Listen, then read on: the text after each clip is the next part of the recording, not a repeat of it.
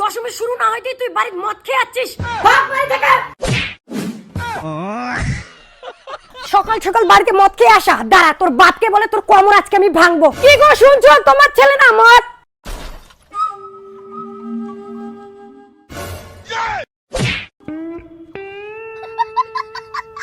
সকাল সকাল বাপ বেটা মিলে মদ খাওয়া শুরু করছে।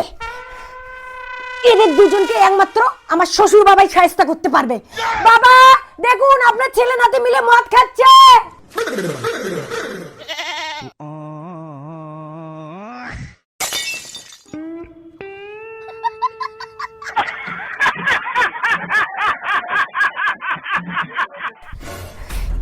এরা তো দেখছি সবাই মদ খাচ্ছে, মদারু ফ্যামিলি একটা। এদের তিনজনকে একমাত্র আমার শাশুড়ি মায়ের শায়েস্তা করতে পারবে। মা দেখুন,